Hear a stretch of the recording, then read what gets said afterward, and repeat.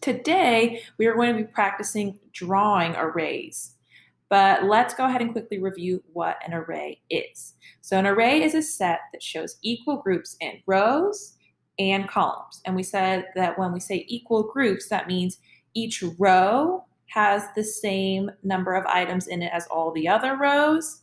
And then every column has the same number of items as all the other columns. Doesn't necessarily mean the rows and columns have the same number of objects in them, but each row should have the same number of objects as every other row, and every column should have the same number of objects as every other column. We also talked about when we're writing repeated addition sentences to match an array, we are using equal addends. That means the numbers that we're adding are all the same. But we can come up with two different repeated addition sentences for every array unless the rows and columns do have the same number of objects in them. So in this array, if we were looking at the number of objects in each row, we'd see, all right, there's 1, 2, 3, 4 objects in each row. And then to figure out how many times we need to add 4, we need to look at how many rows there are. And there's 1, 2, 3 rows. So we know we need to add 4 3 times. And let me give you a hint.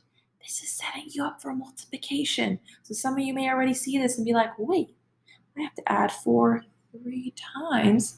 So that's like 3 4s. Oh, that's 3 times 4. Now you don't need to know that yet, but if you are curious about it, it's something that I am happy to work with you on the side. Now, that was looking at the rows. If we look at the columns, we can look, all right, there's 1, 2, 3 donuts in each column. To figure out how many times we have to add 3, we're going to count the columns. There's 1, 2, 3, 4 columns. So we need to add 3 plus 3 plus 3 plus 3 equals 12. And we said we're going to get the same answer for both equations because they're looking at the same array.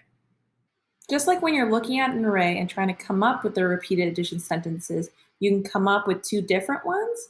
If you're given a repeated addition sentence and asked to draw an array to match it, you could draw it two different ways. Let me show you what I mean. So I have the equation 2 plus 2 plus 2 equals 6.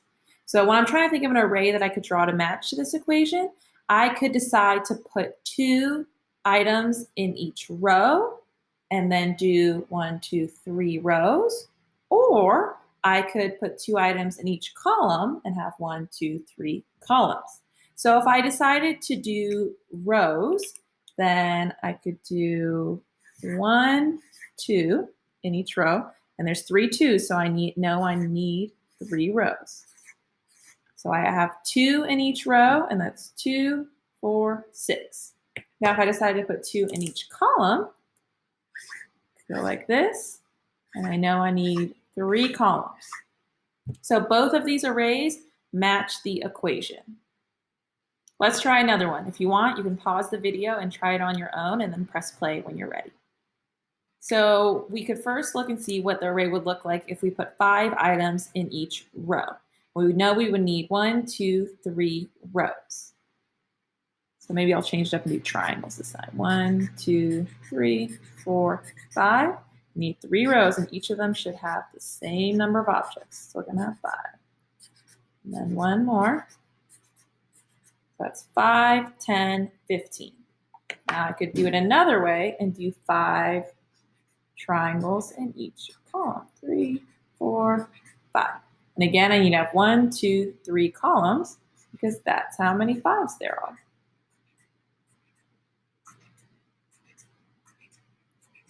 And again, I have 5, 10, 15 triangles. For your math assignment today, you're going to practice what we just did. You're given repeated addition sentences on this sheet, and you need to draw arrays that match the equations. I just showed you that for each equation, there are 2 different ways that you could draw arrays, but you only have to show one way for each of these equations.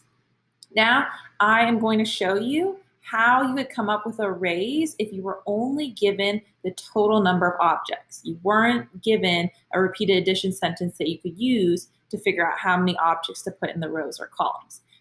The reason it's helpful to practice coming up with arrays when you're only given a total number of objects is because it can be used at different parts of your life. So like, let's say I have 10 flowers and I want to create an array to plant outside. I don't want to make something that looks kind of lopsided and like one row has 2 less flowers than the other ones. I want it to look nice and even with equal groups. So if I have 10 flowers, a strategy I can use to figure out an array is I can first think, is 10 even or odd? Well, let's check. Can we skip count by 2 to get there? 2, 4, 6, 8, 10. Yes, I can. And that's a helpful hint right there. If a number is even, then you already know an array you can make is with 2. So you can either draw it out first or write the equation first to help wrap your mind around what you're doing. So since we already skip counted by 2, I think I'm just going to write the equation first. So what we did is we went 2, 4, 6, 8, 10. We had 1, 2, 3, 4, 5 2s when we were counting. So now I can draw an array that matches that equation. I can have 2 flowers, maybe I'll do in each column. And that tells me I need to have 5 columns. I could have done it the other way and had 2 flowers in each row and had 5 rows. Both ways work. All right, let's try a different number. Let's say I have 15 marbles and I want to make an array just for fun, cool design. Let's see if 15 is even or odd first. So let's try skip counting by 2. 2, 4, 6, 8, 10, 12, 14, 16. Oh, just missed 15. So no, 15 is not even, 15 is odd. That tells me I cannot use 2 in my repeated addition sentence. So a way to come up with the array now is to think, is there another number I could skip count by to get to 15? Well, we can't do 2. Let's try the next number. Let's try 3. So we go 3, 6, 9, 12, 15. Oh, 3 works. I'm just going to write 3 here to remind myself that 3 works. But let's say we wanted to try and see, is there another number? All right, let's try 4. 4, 8, 12, 16. Nope, just missed it. All right, let's try the next one. Let's try 5. 5, 10, 15. Woo, that works too. So you're going to have to play around with it if you're just given a total number, but you can figure out what numbers can you skip count by to get to that total to figure out what kinds of arrays you could make. So with 3 again, when I'm doing my equation, I need to see how many times did I skip count by 3 to get to 15. So I went 3, 6, 9, 12, 15. Looks like I counted 1, 2, 3, 4, 5 3s. Oh, interesting.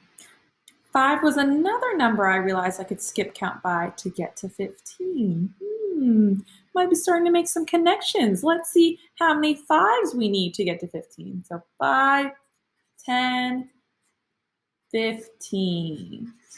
Oh, interesting. There's 1, 2, 3 5s.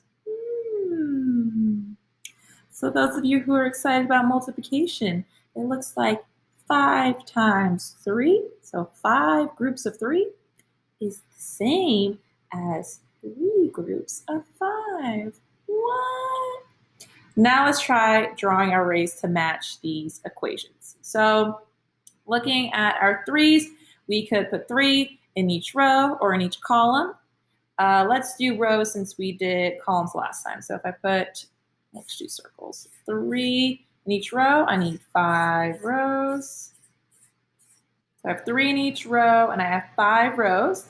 And the repeated addition equation I came up with here with the 5s also matches this array because there's 1, 2, 3, 4, 5 marbles in each column, and there's 3 columns. And then I could also do it the other way if I wanted, and I could put 3 in each column and have 5 columns. And again, this equation would also match because there is 1, 2, 3, 4, 5 marbles in each row, and there's 3 rows. So I hope this is really helping you make some connections up here. You feel some sparks flying, like, whoa, that makes sense. And you are so ready for 3rd grade.